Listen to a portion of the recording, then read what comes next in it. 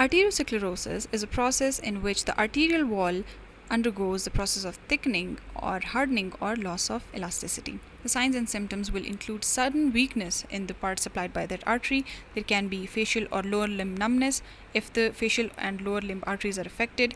If the carotid arteries are affected, supplying the head region, there can be confusion, difficulty understanding, speech, and sight problems. There are three pathologic patterns with which arteriosclerosis occurs. One is the atherosclerosis, second is the arteriolosclerosis, and third we have a Monckeberg's medial calcification. Atherosclerosis is a chronic inflammatory and healing response of arterial wall to endothelial cell injury. It chiefly affects medium to large-sized arteries. The risk factors include three types of risk factors. One are non-modifiable, second are modifiable, and third are additional risk factors. A non-modifiable risk factor is genetics, age, and gender. Females are less prone before menopause. Modifiable risk factors include hyperlipidemia and hypercholesterolemia, hypertension, smoking, and diabetes, while additional risk factors include inflammation due to any reason, hyperhomocystinemia, metabolic syndrome, lipoprotein A, which is a part of LDL, which is the bad cholesterol. If that is high, LDL will also be high, and that will cause the formation of atherosclerotic plaques. Other factors affecting homeostasis.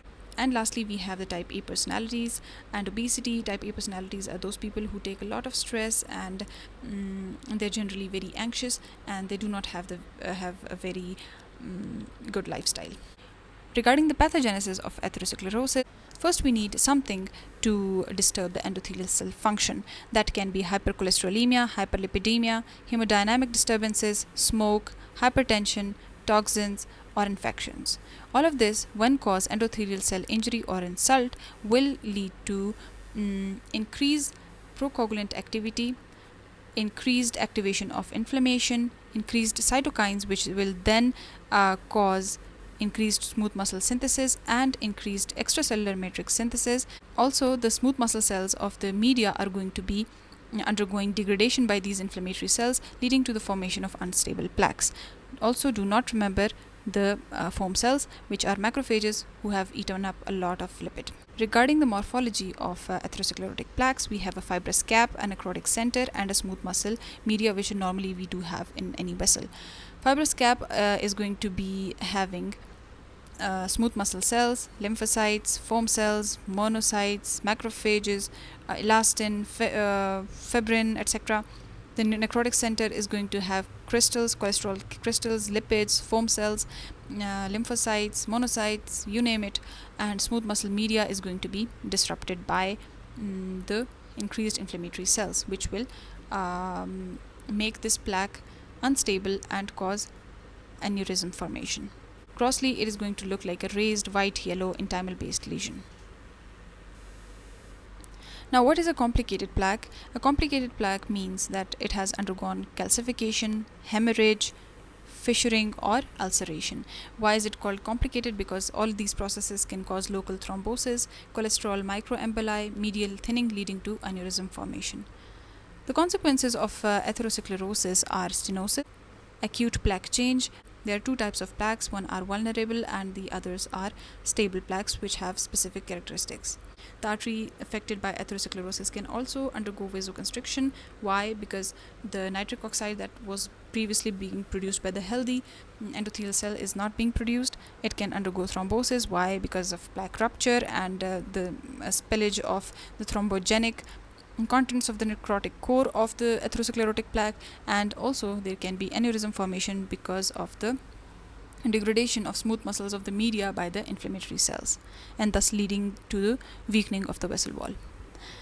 Next, we have arteriolosclerosis. That means the hardening and narrowing of small arterioles. There are two types, hyaline and hyperplastic.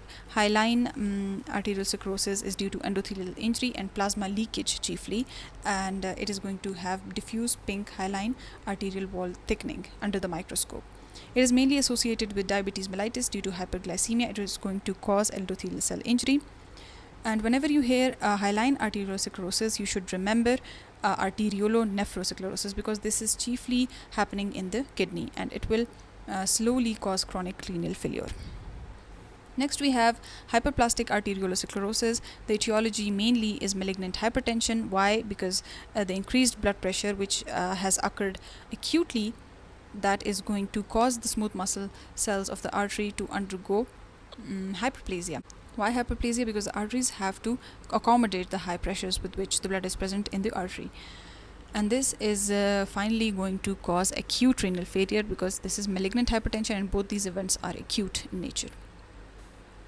Lastly, we have Monckeberg's medial calcific sclerosis. This is not significant clinically because it is just simply the dystrophic calcification of the arterial wall, the media part of the arterial wall, and it causes no obstruction. Diagnosis of atherosclerosis can be by a physical exam, which will include checking for numbness and ischemia, etc. There can be cardiac CT, MRA, blood tests to check the levels of fats, cholesterol, and glucose, proteins, etc. The treatment can be medical and surgical. Medical treatment can include cholesterol-lowering medications, ACE inhibitors, beta blockers, calcium channel blockers, and diuretics. All these three are used to control hypertension, and that is a risk factor for atherosclerosis. Anticoagulants, antiplatelet factors, and fibrinolytic drugs. Also, aspirin can be used. Surgical procedures are bypass surgery, thrombolytic therapy, angioplasty. Atherectomy is a procedure in which the atheromatous plaque is somewhat destroyed by laser or by tiny blades which are at the end of a catheter, which is introduced into the artery.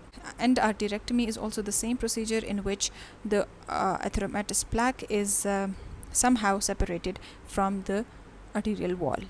This was a short recap of arteriosclerosis. To know more about this topic, visit the previous video.